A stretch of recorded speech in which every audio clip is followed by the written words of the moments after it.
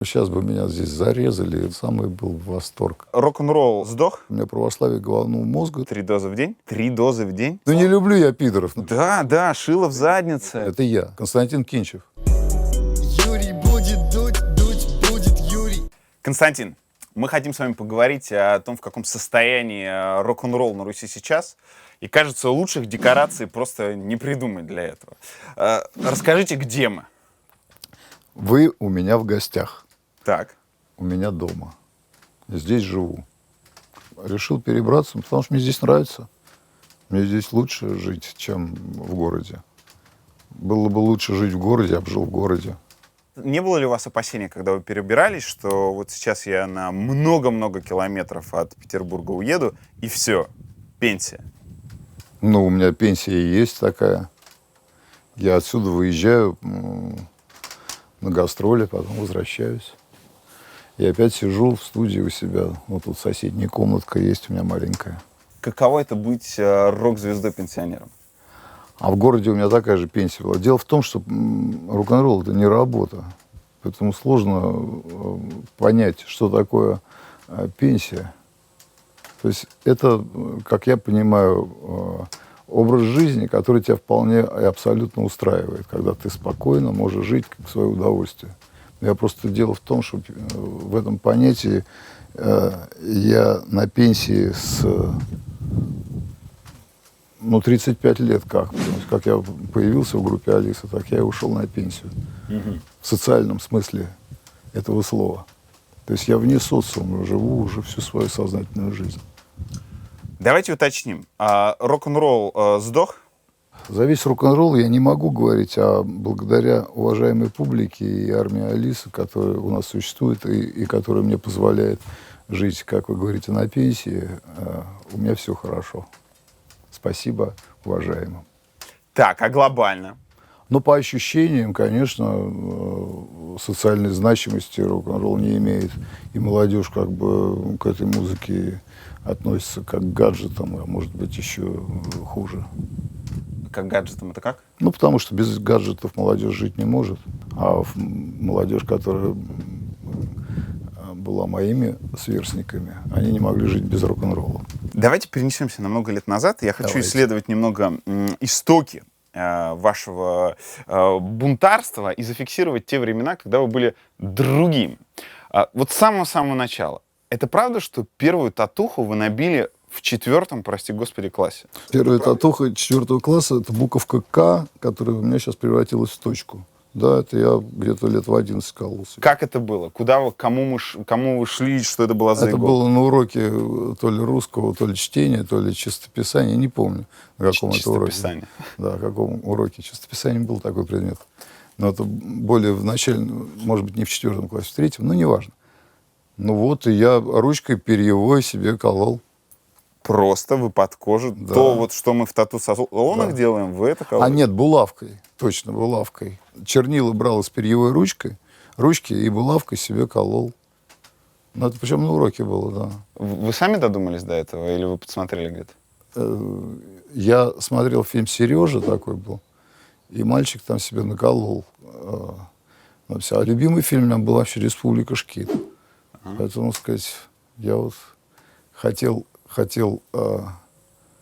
быть как мамочка, да. Ваша первая рок-музыка, которую вы услышали, это Black Sabbath. Да. Как это было? Как это произошло?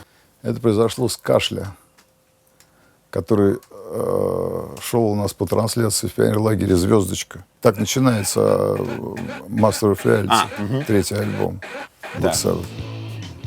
А по трансляции, почему? Потому что у нас был чудесный радиорубщик, который вместо горна ставил подобную музыку. У нас хороший был не детский сад, а пионерлагерь.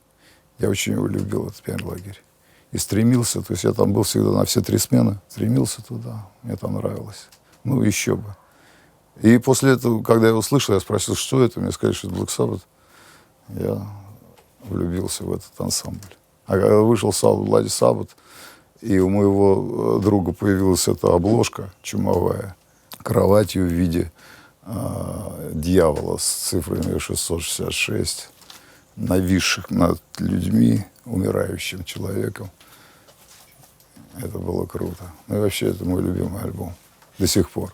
Black Sabbath. Ну, мистика, я был такой несколько мистичный, ну, то есть стремящийся к такой, ко всему потустороннему человек маленький.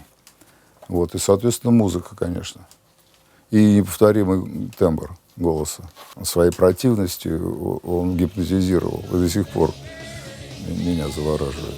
Оззи Осборн завещал свое тело науке, потому что он считает, что это тело уникально, поскольку выдержало 40 лет жесточайшего бухания. Я книжку читал. Как вы думаете, ваше тело, оно похоже с телом Оззи? Я православный христианин, поэтому я свое тело отдам земле, как и положено.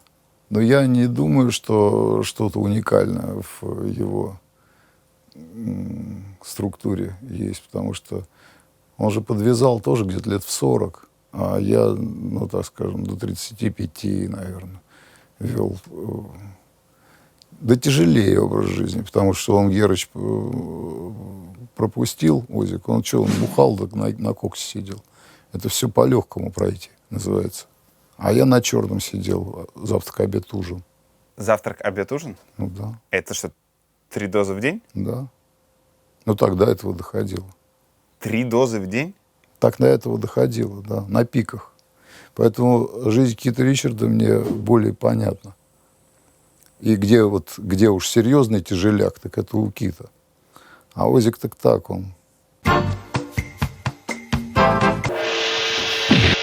Подозреваю, что многие из вас хотя бы раз очень хотели мне навалять. Но сейчас будет короткий ликбез, что делать, если кто-то решил навалять вам.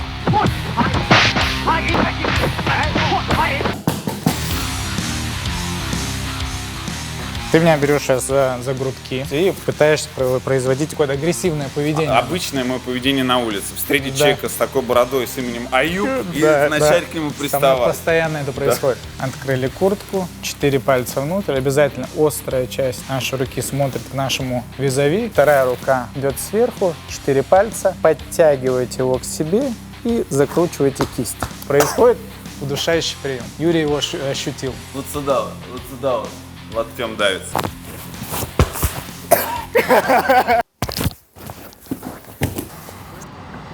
Вас в любом случае взяли за одежду, положили руку на мизинец. Разворачиваем сустав, короткий поворот и движение на себя. А что ты сделал такое? И здесь Юра готовится сделать вам предложение. Левая рука ложится сверху, в районе мизинца. Разворачиваю кисть в ту проекцию, которая не гнется, и просто...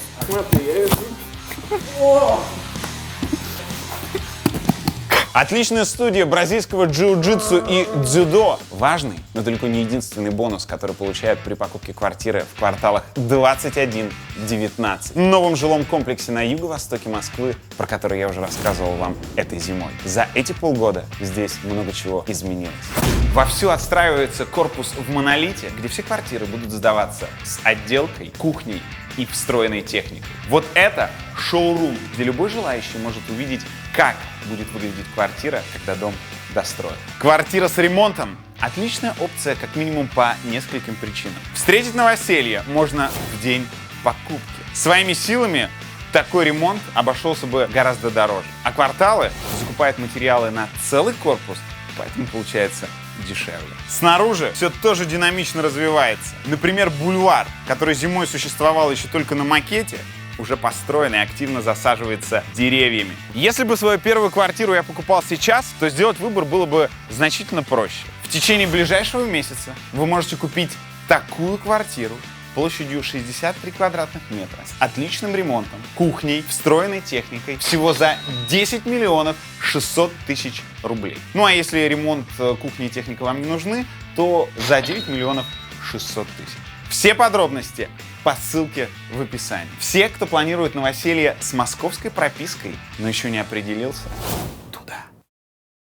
Вот это зеркало. Но это шоурум. А не в шоуруме. Это будет не зеркалом, а окном. Можете себе представить? Окно в Тубзике, в юго-восточном округе. Вы сами пришли к этой теме. Я хотел чуть-чуть позже, но смотрите, мы в рамках своей программы, которая, безусловно, там, крайне антинаркотический эффект имеет, и, в общем, манифестирует это насколько может, мы очень много исследовали тему наркомании в 90-х, и, в общем, нам это уже неинтересно. Но мы ни с кем не говорили про то, откуда и как была наркота в Советском Союзе. Мак растет везде. Да. Откуда он был? Ну вот смотрите, ваши те самые завтрак, обед и ужин, это же советские времена. Да. Это 80-е. Это 80-е и 90-е. Я завязал в 95-м году. Есть участки дачные. Ходишь, смотришь, где мак. Нашел, где. Перелез через забор, нарезал. Почему вам этого захотелось? Всё. Для расширения сознания, наверное. Потому что сначала там трава, потом это все. Трава у нас была так сложилось, что у нас учился в нашем дворе парень, который приехал из Курган-Тюбе. Средняя Азия. Да. И он возил. А поскольку он был постарше, то хранил он у меня, да еще одного парня. Потому что поумнее был. Ну, чтобы если, чё, спалили, палево, то да, в ну тюрягу да. вышли. Ну да. Так, Конечно. и после травы пошел тяжеляк. Ну да, потому что в школе, когда ты уже траву куришь, то есть когда еще, что такое наркомания, непонятно никому, потому что в Советском Союзе ее нет. А это 74-й год. Вы курили траву уже в 70-х? Ну, конечно, я школу закончил в 76-м. Ох, блин. Конечно. Мне казалось, что это Нет, начинает- это мы сейчас как раз к Оззи Осборну возвращаемся. Чудесный эфир будет, да. Ну.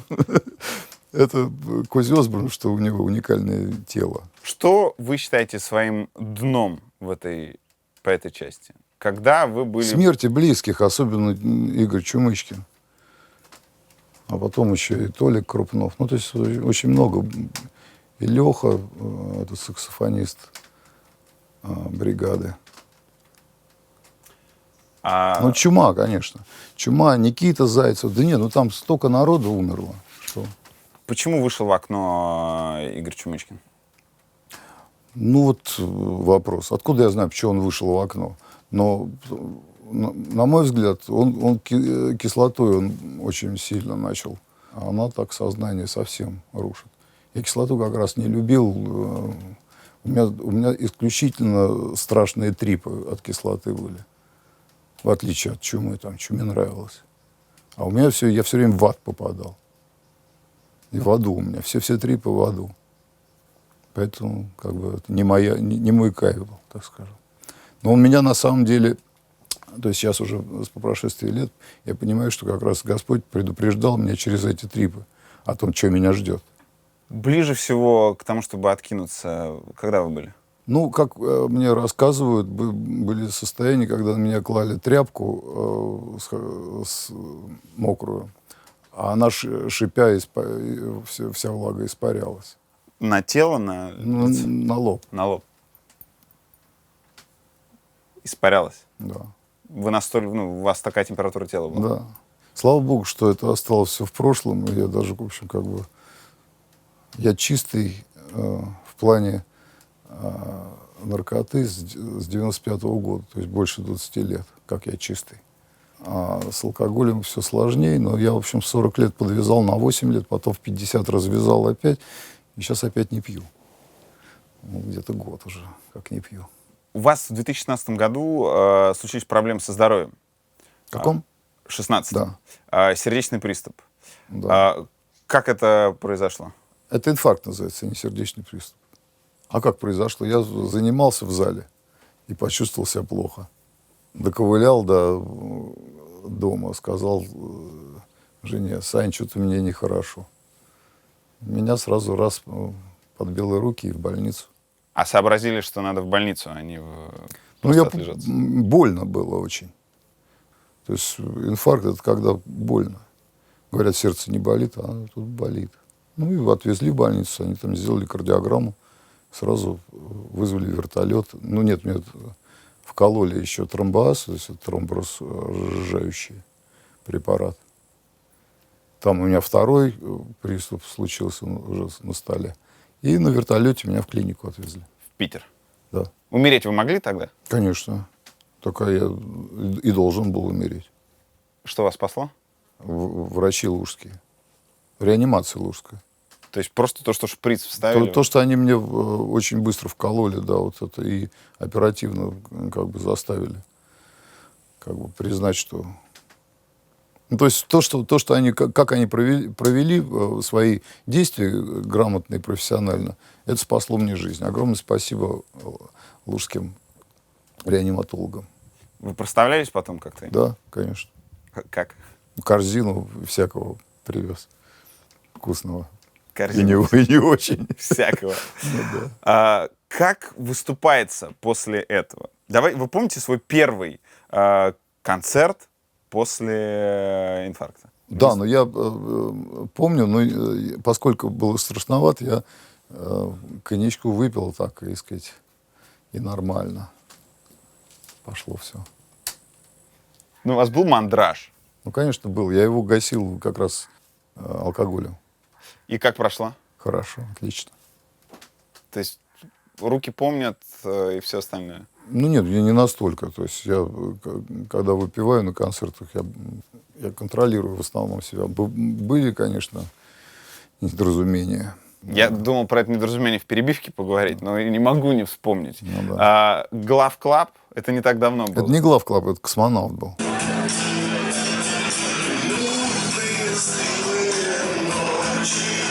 Таких концертов было несколько, просто раньше не все фиксировалось. Не было интернета такого вот, как это там... Который все помнит. Да, который все помнит. Не, ну мне стыдно. Я просто долго ждал выхода на сцену, а концерт все затягивался. Ну и вот и не рассчитал несколько силы. То есть это полбутылки коньяка, видимо, да? Да нет, значительно больше там. Бутылка коньяка — это нормальный концерт, когда бутылка коньяка. А она начинается и заканчивается, в конце концерта заканчивается. Там было больше? Да, там значительно больше было. Но мне стыдно, и уважаемой публике, опять пользуясь случаем, приношу извинения за При этом за вы это помнили безобразие. все тексты? Да, по-моему, нет. Нет? Нет. То есть там уже... Ну, какие-то я помнил, какие-то нет. Ну, во всяком случае, у Сукачева также бывает часто. Вот за него, по-моему, Рушан раньше пел всегда. А за вас некому? Некому. Юрий будет дуть, дуть будет Юрий. Это ваша дочь? Да, Она актриса. актриса. Вы же слышали, как она поет? Да. Мы просто увидели, как это происходит у нее в Но она кажется, в хорошо Инстаграме. поет. Это прям, Чистенько поет. прям супер. Девушке поставил, может, станцевал бы, только все равно. Как вы отпустили в работу актрисы? Легко или с напрягом? Ну, с мама ее направила. Сказала, что надо тебе, пожалуй, попробовать себя на этом поприще. И потом она поступила в МХТ к Серебреннику на курс. И год у него была, кажется. Год отучилась, а потом набирала в Женоваче, она ушла от Серебренникова и еще раз попробовалась к Женовачу, и тоже ее взяли. Что рассказывал про Серебренникова? Ну, у нее не очень складывались там отношения. Ну, видимо, эстетика не как-то ее воспитана иначе. Слишком смелая эстетика. Видимо, да. Вот со всеми этими, которые мы любим. Ну, вы про раздевание, про Нет, да. разные отношения и все остальное. Да, там, то есть, свободу определенным полам и все такое прочее. А вы, когда узнали, что она ушла к Серебренникову, уже понимали, чем известен эстетику этого режиссера? Я, Или узнали в процессе? честно говоря, узнал в процессе, я не очень интересовался. То есть шухер поднимать Ну, рано да. было, да? Ну да, и Шухера не поднимал. То есть, ну что, она девочка все-таки. Это не так страшно. Вам в театре нравится? То есть вы Я не из тех театр зрителей, люблю. кто... Нет, я Позёвывает. как раз театр люблю, я как раз кино в меньшей степени. А объясните, почему? Да есть тайна. В театре есть всегда магия, чего напрочь отсутствует в кинематографе. Там производство. Поэтому я концерты не снимаю, потому что концерт — это тоже театральное действие, где совершается тайна, и потом улетучивается эта тайна в процессе последнего поклона, так скажем. Спело, растаяло, это называется. Я заканчиваю вот такими словами песню. Такой песней заканчиваю каждое выступление. И какие нафиг съемки? когда такая тайна. Юрий будет дуть будет Юрий. В 93-м году вы от Ельцина получали награду за защиту России. Да. А это правда, что вы пытались его уговорить, чтобы он выложил Да, козу? у него не было пальцев. Но я сильно с похмелья меня туда привезли, вообще-то в Кремль. Когда мне Борис Николаевич сказал, что я говорю, я немножко не в форме, он говорит, ну 9 дней, а было 9 дней, как раз Игорь только кинулся из окна, Чумычкин. 9 дней святое дело, сказал он мне, он меня этим купил абсолютно. Я сказал, что вся шпана за вас. Давайте передадим ей привет, сделаем козу. Он говорит, я бы рад, но у меня пальцев нет. Я говорю, да другой рукой. И он другой рукой сделал. Он левой сделал козу? Да. Я не знаю, в кадр не попало, видимо. А может и попало. Вам давали награду за оборону Белого дома. Да. Почему вы были там? Ну, потому что, как это не банально звучит, по зову сердца. Потому что я посчитал, что если сейчас не выйти туда, то опять мы превратимся в послушное стадо. Очень двояко по прошествии лет по отношению к этой ситуации. Но тогда у меня даже сомнений не было, что надо там быть, и все. Чем вам не нравился совок? Всем. Ну, как лицемерием, фальшью. Что молодежи не нравится в государстве? Вот именно вот этим. Ложь, лицемерие, фальшь. Чем нынешнее государство отличается от того? Да, пожалуй, ничем. Такие же упыри, зажравшиеся, сидят наверху. Но суть в том заключается, что вокруг очень много тех, кто хочет забрать у нас все ресурсы. И поэтому пусть будет сильная армия и флот в России. Кто хочет забрать? Ну, Америка, конечно. Кто хочет забрать? Америка. Мне это стало очевидно,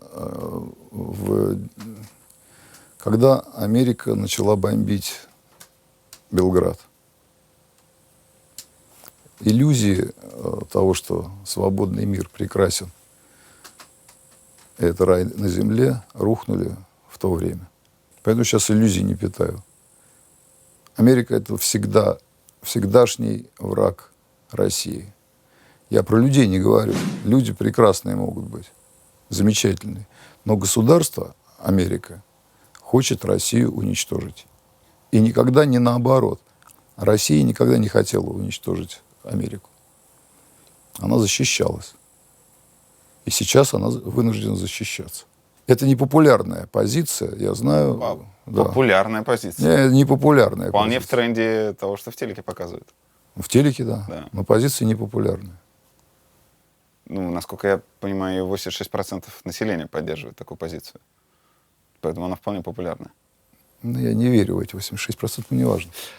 Смотрите, чуть объяснить нужно связь. Америка бомбила Белград, Да. что, безусловно, зло, неправильно и все остальное. Но какая связь с тем, что она хочет нас уничтожить?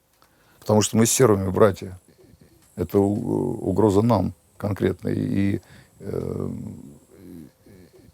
такая пощечина о том, что вот смотрите, и так и с вами будет. Потому что он уничтожает наших православных братьев.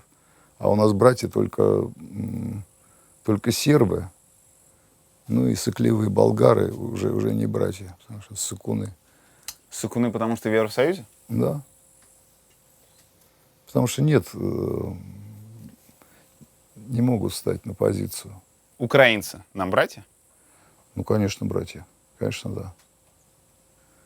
Но они, к сожалению, повернулись в ту сторону, куда их позвал Степан Бандера. И поэтому они нас все больше и больше ненавидят. И ненависть эта будет только усиливаться. А у вас нет ощущения, что у нас были все не основания, все возможности сделать так, чтобы они не отворачивались от нас? Ну, а какие? Ну, самое очевидное — жить, процветать таким образом, чтобы у нас было лучше, чем в Европе, чтобы люди жили так же достойно. чтобы Территория старость очень большая. встречали. Тут все как бы одно в одно закручивается. Территория большая. И поэтому здесь нельзя нормально жить? Территории поступиться невозможно. Не-не, чем территория мешает тому, чтобы... Канаде территория не мешает жить таким образом, чтобы пенсионеры жили не так, как у нас. А это давайте вы будете эти вопросы задавать не мне, а политикам, кто за это отвечает. Я рок-н-роллом занимаюсь. И вообще вне социума живу. Мне бы хотелось, чтобы мы жили, конечно, по образу жизни, как в Канаде, но почему-то у нас не получается так. Давайте я отвечу вот так, как я и могу отвечать. Потому что по жизни я кто такой? Шут Гороховый, собственно говоря. И никто более. Что тут говорить о том, почему мы живем плохо? Если бы я знал, я был бы, наверное, заседал бы где-нибудь в важном кабинете с такими щеками. Вы можете себе представить сейчас выходящим на баррикады так же, как вы это делали тогда, в начале 90-х? Ну, слушайте, у меня возраст не тот. Сейчас уже на баррикады-то бегать. А возраст, он какое имеет влияние? Вы сейчас вот пойдете в тот тренажерный зал, и я думаю, подтянетесь больше меня. Ну, против чего мне протестовать? Я всем доволен. Блин. Да. Рок-музыкант, который всем доволен. Это я. Константин Кинчев. Ну вы же должны... Конец интервью. По законам жанра... Этот жанр придумали вы, журналисты. Ну так. Потому что этот жанр придумали вы. То есть протест, вот эту всю шнягу. Да, шило в заднице. Ну, конечно, вот эту всю шнягу придумали вы. И потом мы из вашего клише вылетаем. Вы сидите такие, а что это такое? Так дело не пойдет. Будем писать. Так, а Оззи Осборн или Боно, они в курсе, что это клише придумали? Они из этого клише не вылезают до сих пор? Боно, которому не имется до сих пор, который ездит по всем странам и... Как к Боно относится? Как к пизданутому, на самом деле. Так. Ну, потому что он за что-то все время борется. Пусть музыкой занимался бы лучше. Я не люблю просто YouTube. Нет, а я вот так наблюдаю по всяким интервью, вот его соплеменники, ирландцы, о нем весьма нелестно отзываются почему-то. И тоже говорят примерно так, как говорю я. Так, а какая... Проблем других значительно больше в Ирландии, на мой взгляд, чем защита африканских клопов от наводнений. Хорошо. А Роджер Уотерс, например, он тоже пизданутый? Нет, Роджер Уотерс мне больше симпатичен. Ну вот у него тоже шило. Ну, у него социальная, да, позиция яркая. Но вот Оззи Осборна нет. Ну, разные люди просто все. У нас есть Шевчук, вот, и Макаревич с шилом в жопе. Понимаете? Можно сказать, прекрасные люди. Я тоже их очень уважаю. У них своя позиция. Они не могут молчать. А я могу. Меня все устраивает. В 2011 году, тем не менее, вы говорили, что надо выходить на улицы. Ну, потому что, да, ложь была такая очевидная, что иначе никак было мне. Меня тоже это возмущало. Единая Россия возмущает. Я не люблю Единую Россию. Да мне и Путин надоел, честно говоря. Другое дело, что мне понятно, что без него начнется дербан страны. Поэтому пусть сидит, хотя он мне надоел. Ну сколько можно его видеть уже? Я видеть не могу.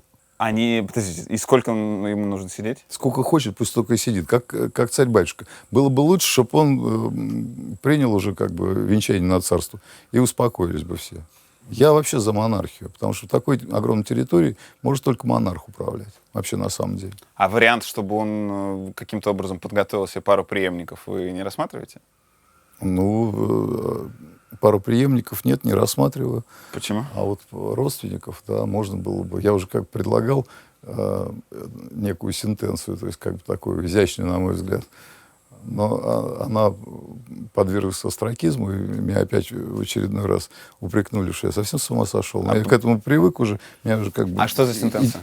А сентенция, что было 2 принца у английской короны. Так сказать, а у Путина было 2 дочки. Вот надо было бы спецслужбам сделать так, чтобы, так сказать, воплотить во что-то более. И чтобы либо интересное. Гарри, либо И, соответственно, династия бы образовалась. Ох, елки-палки. Ну, изящно. Так, и чтобы кто-то из сыновей приехал нами Ну, править конечно, после конечно, Путина, да? чё ж. Ну, уже все, там все переженились, замуж переуходили. Это было в нулевых где-то, я, так сказать, озвучивал подобные. Как Борис Николаевич любит говорить, загогулины. Ужас! Ужас. Ужас, да. Так, Согласен с вами полностью. Юрий будет дуть, дуть будет Юрий. это выход к озеру. Да, Это ваша баня. баня. Сколько у вас участок? Ну, соток, не больше 17 соток. Так, давайте выйдем на У озеро. меня малюсенький участок, на самом деле. Да. И лодка ваша? Да. Часто плаваете? Ну, я ловлю здесь леща осенью. Так вот, когда ловлю, тогда плаваю. А зимой у меня каток здесь, я чищу. И прям на конючках? Ну, конечно. И прям с клюшкой можно выходить? Да, и ворота у меня есть. У вас был концерт, когда вы рухнули со сцены.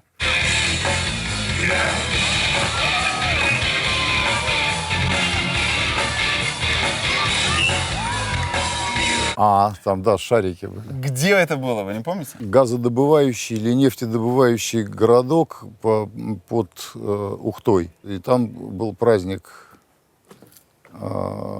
какой-то городской. Типа Вот, День города. Типа того. И вот эти шарики, они меня смутили, конечно. Я на один наступил и рухнул. Там же певица Натали упала или нет? Думаю, что нет. Ага. Ее там не было в Её там радиусе. не было. Слушайте, ну вы еще так рухнули и так встали быстро. Вы Группировка. в общем, группировка, да? Детские занятия спортом, да, сложились. вы играли в хоккей в детстве. Я в хоккей играл, гимнастикой занимался. Спортивной. А хоккей спортивный? Ну да. А вы играли за Спартак? Да. У Фоменкова тренировался и у Евгения Майорова. У Евгения Майорова, потом легендарного комментатора Да, и знаменитого да. хоккеиста. Почему закончили? Ну, посмотри на мою комплекцию. Так и чего? Все парни выросли, стали крепкими, а я гитарка, сигаретки, Наколки планчик. И забросили. Ну, конечно. За кого болеете? За Спартак или за Зенит? Я вообще за «Спартак» никогда не болел. Когда жил в Москве, я болел за ЦСКА. Играл за «Спартак». Ну, это прям... Прям, да. Ренегация, Вообще, да. Вот. Ну, потому что я жил на Мазутке, а Мазутка — это, считай, Сокольники. Там все спартаковские школы там. Это просто удобнее было. Ну, да.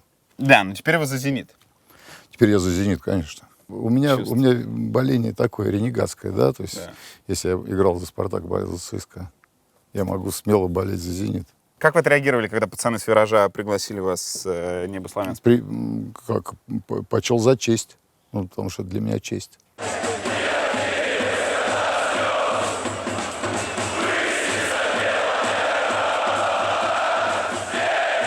Когда пацаны приглашают и предлагают вместе с ними спеть. Это офигенное ощущение, на самом деле. То есть такое на концерт по вштыриванию это мощнее, чем концерт. Юрий будет дуть, дуть будет Юрий. Очень важная тема. И в рок-среде она очень часто подвергается откровенным издевкам и подколам, а я хотел бы ее проговорить по-серьезному. Тема — это вы и православие. Что случилось в той самой поездке в Иерусалим, что вы вернулись оттуда совершенно другим и приняли крещение? В 1992 году. Да, ну, сказать, что случилось чудо, ничего не сказать. То есть я не знаю, как это словами не описывается. Это ощущение восторга, что у меня было. Потому что я был в поиске и, в общем, как бы уже склонялся, что я буду принимать православие.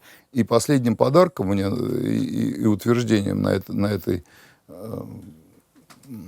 в этой череде чудес, которые я подмечал, была моя поездка в Иерусалим, конечно, которую организовал Стас Намин и предложил мне поучаствовать вот в этом концерте. Мы играли один концерт всего в «Гиене огненной». Ну, вот эта концертная площадка находится, если вы не знаете, там, где Прямо в раньше была, Иерусалиме? да, «Гиена огненная», Ага. куда сбрасывали все трупы, чтобы город заразой не покрывался. Ну, то есть это испокон веков там был. Сейчас там концертная площадка, поэтому мы играли концерт в «Гиене огненной». Вот это рок-н-ролл. Да, Вот это да, круто. да. Так. Вот как вы, журналист, себе это представляете? Это Причем круто. журналист? Ну да, Я не журналист. Нет, моя это реакция круто. такая, моя реакция Да. такая же, как и ваша на обложку альбома Ну да, Оззи да, да, Осборна. да. Вот, когда вот это Это смешение круто. мистики и все остальное. Вот. А потом мы целую неделю жили в Иерусалиме без концертов.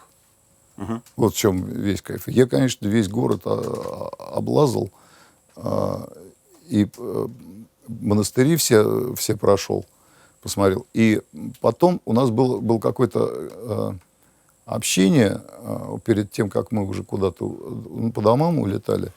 И пришла монахиня из Гордиева монастыря, из этого, тогда еще зарубежной церкви. Было разделение, да, зарубежное и московский патриархат. И после этого я ее провожал в Горний монастырь, а шел это нужно было идти через Гефсиманский сад наверх. Вот я ее проводил в монастырь и пошел спускаться. И перелез через забор к той оливе, под которой, в общем, в принципе, Иисуса и повязали. Вы знали, что это та олива? Ну да, я знал, но нет, ну в это надо просто верить или не верить. Ага. Да. И вот там я сел, и было ощущение такое, вот сейчас бы меня здесь зарезали, и был бы вот самый был восторг моей жизни. Просто вот звезды, вот это все. И я прилетел в Москву и пошел и принял крещение. А потом дальше началась у меня долгая и порой в несколько лет неуспешная борьба с наркотиками. Потому что я понимал, что я должен с этим... Потому что меня удостоили такой чести, мне не отказали в крещении, вот мне такому гаду и сволочи такой, могли себелюбивый. Я не знаю. Я считал, что я недостоин просто этого крещения. Потому что я тварь. Земная и вонючая. В общем, вот кто я. Мусор, пыль. А мне такую честь оказывают. И я начал борьбу с молитвой, с просьбой укрепить меня. И вот проборолся я аж 3 года. В 95-м году я завязал только. Но это только с Божьей помощью. И поэтому у меня, кроме благодарности моей любимой церкви, дорогой, нет ничего. Ну, вот, собственно, и все. А люди говорят, что у меня православие головного мозга, ну и пусть так и говорят. Если кто так считает, и считайте, слава Богу, чтобы самое главное вам хорошо жилось. Мне, вот не посчитайте, что я сейчас закапываюсь в какую-то технологию, я понимаю, что в этом нет технологии, в вере, всем остальном, но вы 3 года боролись, уже будучи воцерковленным человеком, с наркотой, и только через 3 вы это победили. А вот почему через 3, а не через 4 это чудо пришло? Не через 5, не сразу. Как вы себе это объясняли? Ну, это болезнь. Это болезнь, которую нужно победить как рак химиотерапии. Или в основном люди умирают от этой болезни, от рака, я имею в виду. Только единицы выкарабкиваются. Вот я как раз один из этих немногих, кто смог с этим справиться. Но я сам никогда в жизни не справился. Потому что это болезнь, которая поглощает тебя абсолютно всего. То есть там каждая клетка твоего организма требует этой дозы. То есть это физически очень сложно переломаться, психологически очень сложно переломаться, и психически выздороветь, чтобы тебе не снилось это хотя бы. Лидер группы «Наив» Чача Иванов говорил, что вы сильно, когда вы публично объявили о том, что вы теперь православный, вы потеряли большое количество поклонников. Это так? Вы ощутили, что вот кто-то Какую-то отшатнулся? часть я ощутил, да, это было, то есть, сейчас все идет вообще по синусоиде, что касается группы Алиса. То есть всплески, есть некие падения, но они всегда не фатальны. То есть, да, какую-то часть мы потеряли уважаемой публики. Она перешла к королю и шуту. Потом, через какое-то время, публика от короля и шута вернулась к нам. Собственно, и все. Вы говорили, что... Ну да, вот, то есть, как бы либеральная, свободолюбивая публика очкариков, она от Алисы отвернулась. Ну, так, может быть, и Бог им в помощь, и пусть ищут других кумиров. Имена очкариков. Ну да, которые, так сказать, за... Ну, они все сами уехали уж давно, я так думаю. Поэтому у нас не складываются и зарубежные поездки особо. Нет, мы собираем кое-кого в Германии, но это, пожалуй, и все из зарубежных площадок, где мы играем. Потому что, ну, согласитесь, всем уехавшим за лучшей долей сложновато и незачем слушать песню «Небо славян», допустим. Здесь, под покровом небес, мы родились. Про нее тоже будет дальше. Вы как-то говорили, что полностью поддерживаете все решения патриарха без обсуждения, потому что вы просто солдат, а солдат не обсуждает призывы генерала. Точно так же отвечу сейчас. Да. Да, а ответьте мне тогда, пожалуйста, когда вы видите, что у генерала есть некие проявления роскоши, которые, ну, вообще не укладываются в догматы православия. Мне как рядовому полезней эти атрибуты роскоши не замечать. Это же лицемерие. Почему? Потому что они есть. Эти часы есть. А вы делаете вид, что их не замечаете. Нет, во-первых, я не знаю, о каких часах вы говорите. Об исчезнувших. Ну, вы думаете, что я так же, как вы, глубоко погружен в интернет, это не так. Хорошо, тогда... Я без этого как-то существую. Тогда другой вопрос. Как вы относитесь к тому, что у многих, и не только у патриарха Кирилла, многие служители церкви, для начала я сразу скажу, я убежден, что большинство служителей церкви замечательные люди, на многих из них держатся там приходы кучи маленьких населенных пунктов и все остальное. Никаких вопросов, это прекрасные люди, которые, в общем, одни из тех, на ком держится наша страна. Но как вы оцените то, что огромное количество священнослужителей, в общем, ведут себя так, как не учат вести свой приход? Дорогие часы, дорогие тачки, Бухалова и все остальное. Ну, я не знаю. Ну, я думаю, что я к этому отношусь точно так же, как вы. Тогда почему вы считаете, что вы как солдат все равно должны слушать этих людей? Полезнее для моей души это. Это учит меня смирению. Но это противоречит здравому смыслу. Это противоречит здравому смыслу. А вера — это вообще к здравому смыслу не имеет никакого отношения. Вера — это осуществление ожидаемого и уверенность в невидимом. Это апостол Павел так характеризовал понятие. А что касается церкви, в церкви нет того греха, которого нет в миру, на самом деле. Это очевидные вещи. Когда ты неофитствуешь, то да, это кажется тебе диким и невозможным. И твое сердце хочет протестовать.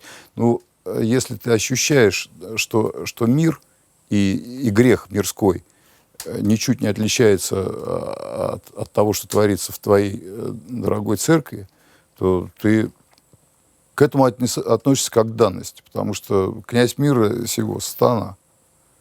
И все живут в искушении. И церковные служители в том числе. Спрос с них больше будет. Вот это другое дело. А так люди живут с ощущением того, что они никогда не умрут. Большинство людей так живет. А это не очень полезно. И это касается вот этих зажравшихся попов, о которых вы говорите. Или уж тогда, прости Господи, монах. Тогда Всем отвечать придется. Вот о чем речь.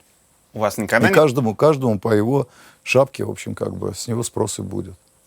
у вас никогда не было ощущения, что главные люди, и, может быть, главный человек в Русской Православной Церкви, он к категории тех самых зажравшихся относится?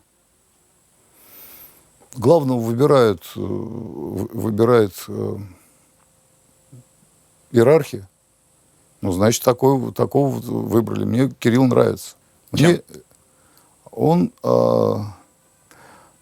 очень, очень хороший политик и дипломат. В церкви это полезно. Ой. И вот его поступок, да, допустим, по контакту с Римской католической церковью, я считаю, плюсом для наших церквей. То есть это только благодаря тому, что у него хороший дипломатический ум. Другой бы на этот контакт не пошел. Объясните, как человек, много видевший, в общем, вполне широких взглядов, почему в 21 веке православная церковь настолько нетолерантна к теме гомосексуализма? Ну, потому что Христос был нетолерантен к этой теме. И все. Потому что это противоестественно.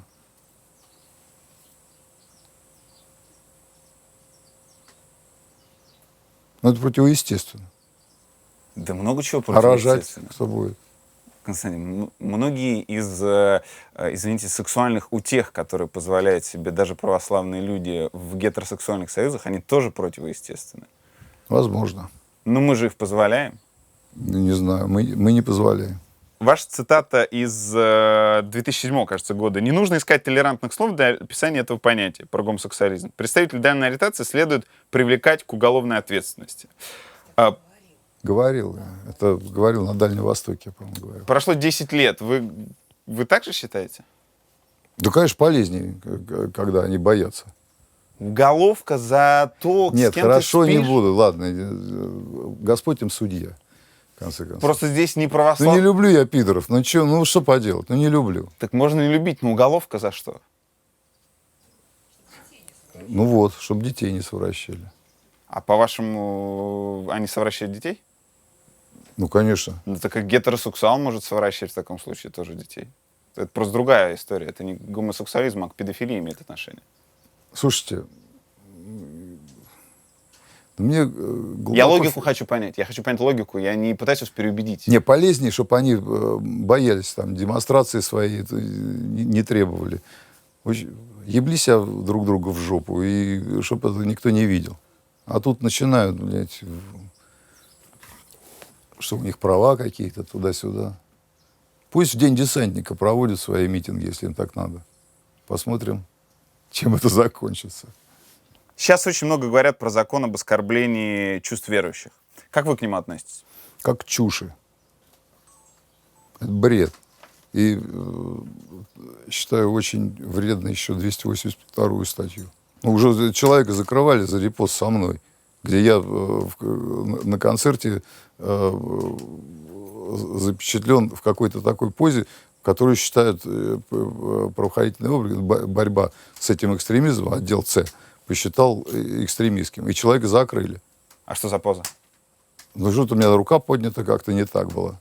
Ага. Да. От сердца к солнцу вы подняли? Она просто поднята у меня в концертном движении была. Так что считаю, что вот по этому поводу можно выйти на улицу, да, чтобы как бы отменили закон, статью 282. А закон, как он у вас сформулирован? Оскорбление чувств верующих. Это бред сивой кобылы, который придумали законодатели. Почему? Объясните, как православный. Ну, потому что нет такого понятия, как оскорбление чувств верующих, если ты верующий на самом деле. Христа все пинали, потом распяли. Это было оскорбление чувства верующих. Да? То есть Христос учит жить по образу и подобию своему. Если тебя пинают и поносим, и поругаем, так это значит, ты Богу угоден. Значит, правильной дорогой идете, товарищи, а не наоборот. А чувство верующего, это все от «Единой России» вот такими буквами написано, придумано. От этих мироедов. Слушайте, я прям шокирован тем, насколько либерализм того, что вы сейчас сказали, сочетается с консерватизмом. Я вообще парадоксально, я сам себе удивляюсь. Юрий будет дуть, дуть будет Юрий. Вы весь чемпионат мира смотрели? Да. Ну, Вот здесь, в деревне. Реально прям даже Англия, Тунис и даже там, Да. Бельгия, Панама. Все смотрел игру. Офигеть.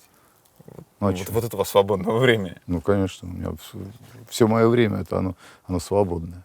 Даже когда я на гастролях. Все равно оно мое и свободное. Тяжелее всего это микрофон, из того, что я держал в руках. Я поэтому говорю. Great Rock and Roll Swindle — это отчасти про меня. Из-за кого, по-вашему, мы не вышли в полуфинал? Из-за Смолова, конечно. Вы сказали, что это пижонство, то, что он Абсолютно, позволил. конечно. Разве пижонство? Ну, на мой взгляд, да. А как это еще расценивать? Причем самое главное, это вот так вот шлепнул, да еще не по центру ворот, а в тот угол, куда упал вратарь. А, надо было в центр, Конечно, в центр Если надо Паненко, бить. ну да. Конечно. И причем на высоте, на другой. выше. Конечно. У вас есть любимый игрок в этой сборной России? Конечно, Дзюба. Он крутой. И тоже ренегат, кстати. Да, уважаю. Что вас больше всего бесит в русском футболе? Ну, лень меня бесит, просто выбешивает лень. И Черчесову удалось переломить вот этот барьер. А как только этот барьер был сломан, так все побежали, блин, все рубиться начали. Это очень круто. Вот я за такой сборной наблюдать одно удовольствие. Это радость и гордость возникает. А лень — это вообще не наш ген? Не только Ну, футбольный? он наш ген, да, но он вот как-то с ней удалось побороться, Черчесову. А так вот чемпионат начинаешь смотреть, ну, это унылое говнище на самом деле. Все ходят вот так вот, чисто так, на расслабончике, на самом деле игра-то идет. Юрий будет дуть, дуть будет Юрий. Мы должны прояснить несколько вещей. Вот этим вас точно задолбали, но тем не менее, для нового поколения, для тех, кто познакомится с вами сегодня. Объясните, что изображено на обложке альбома «Солнцеворот»? На обложке альбома «Солнцеворот» изображен солнцеворот. Это очень похоже на свастику. И что? Это свастика? Ну, свастика — это движение солнца с запада на восток. Это свастика. Так. А солнцеворот — это движение с востока на запад. Мгм. Наоборот. Да. Не от сердца к солнцу, а от солнца к сердцу. Когда вы делали эту обложку, что вы хотели сказать? Летящий крест — это символ Святого Духа. По православной традиции путь снискания благодати Святого Духа — это как раз движение с востока на запад летящего креста. А благодать Святого Духа, исходящая от самого Господа, это с запада на восток. И поэтому важно закручивать, если ты уже крутишь крест, не вставать на позиции Господа Бога, а быть человеком и просить нижайшим снискания и благодати Святого Духа. Вот что я вкладывал в эту обложку. По-честному, вы удивились тому, что многие восприняли это как аллюзию или симпатию к Нет, фашизму? я знал, на что я иду. И вас это не останавливало? Нет. Ну, мне важно было. Мне было важно именно вот это отразить на обложке. Я понимал, что я лишусь средств массовой информации, и т.д. и т.п., подвергнусь острахизму со стороны практически всего цеха журналистского. Ну, я пошел на это и пережил эту ситуацию. Давайте проясним ваши взгляды и ваше отношение к этому вопросу. Для начала, среди ваших друзей есть евреи и кавказцы? Конечно. В том числе близких друзей? Ну да, у меня есть Бекхан, чеченец. Евреев-то вообще полно. Как Бекхан реагирует на песню «Небо славян»? Отлично, как нормальный человек. И татары также реагируют. Нормально.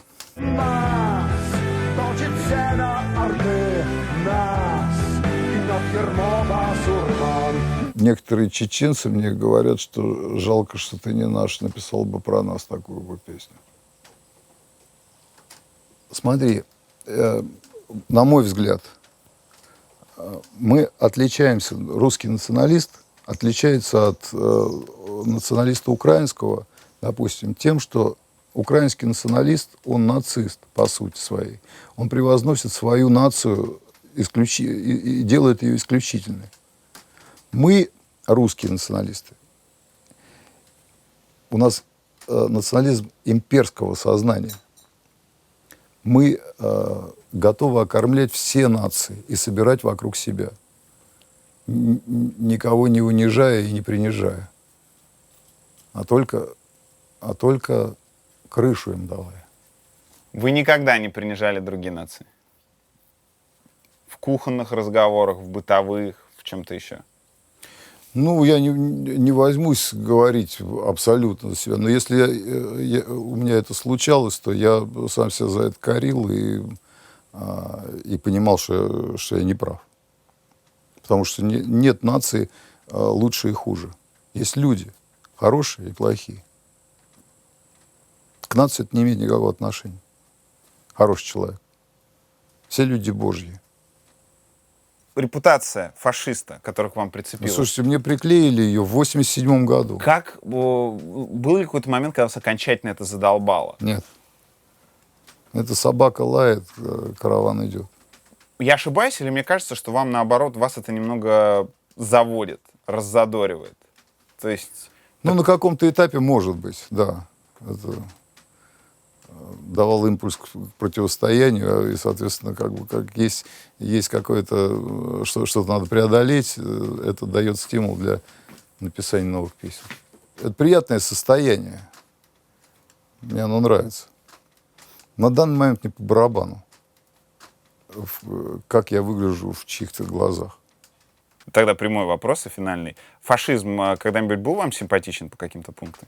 Эстетически, да. Эстетически. Что вы имеете в виду?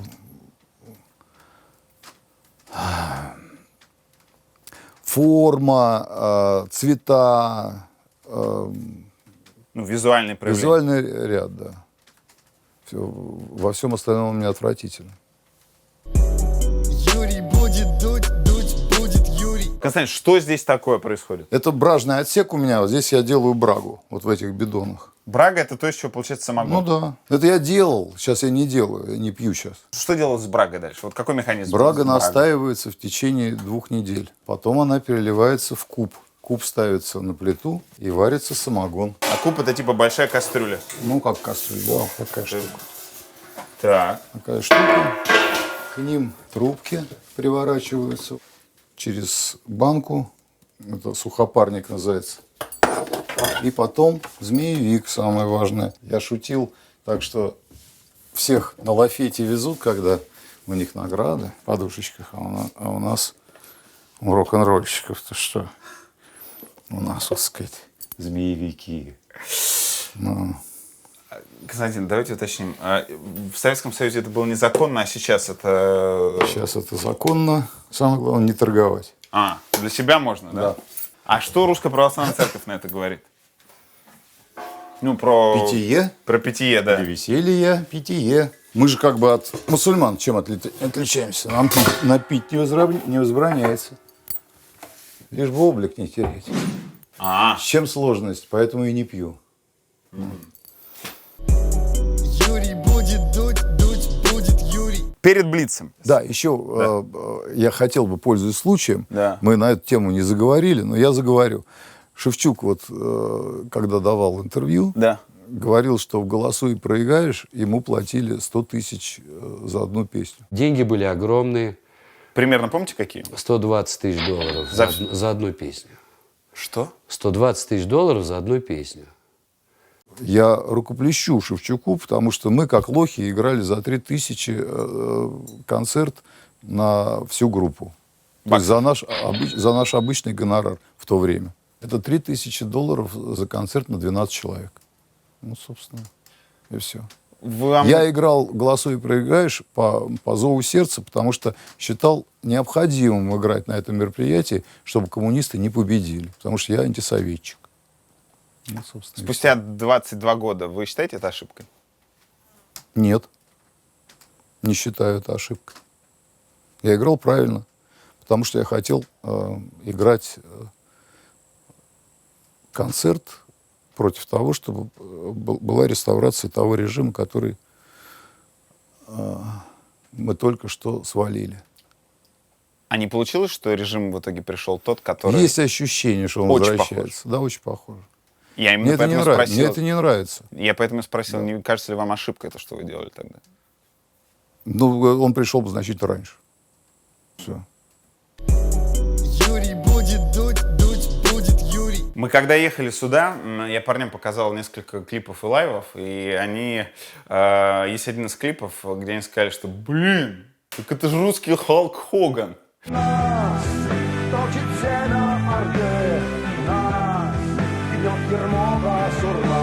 Я правильно понимаю, что вот это причина того, почему вы так выглядите? Я сейчас неважно выглядел. То есть у меня был период, где я хорошо так впрягся в эту тему, потом как-то так забросил. Потом выпивать начал, поэтому и забросил. Сейчас опять восстанавливать начал. Ну, сколько вы жмете от груди на лежачий? Ну, 60 я больше не жму. Ну, 60 на несколько повторений. Ну, на 10 3 раза.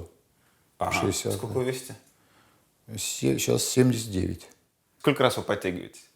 Ну, раз 6, наверное, сейчас подтянусь. Не, я занимаюсь, стараюсь заниматься каждый понедельник, среду и пятницу. Прям запираетесь здесь и работаете? Ну, по часу, не больше. Круто. Юрий будет дуть, дуть будет Юрий. Вы счастливы? Я абсолютно счастлив.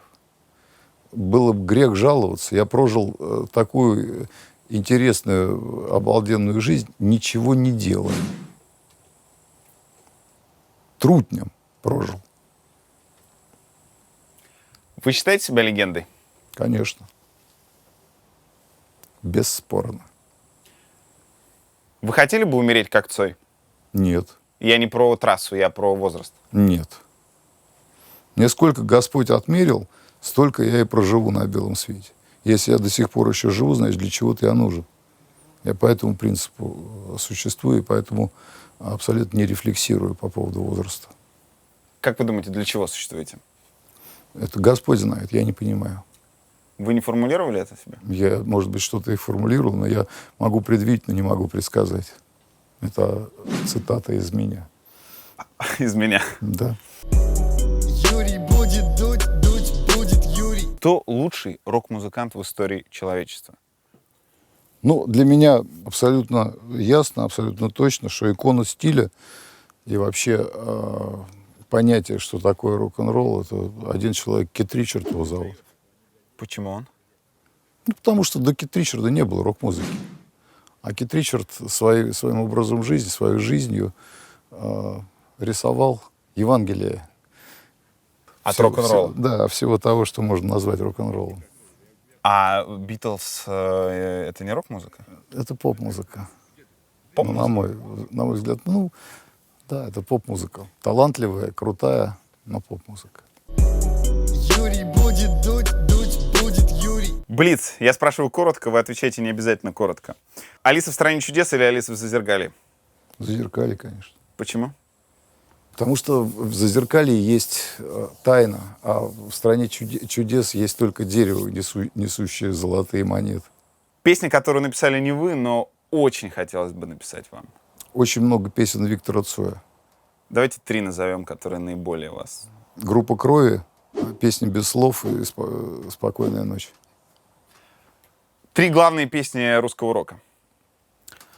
Группа «Крови».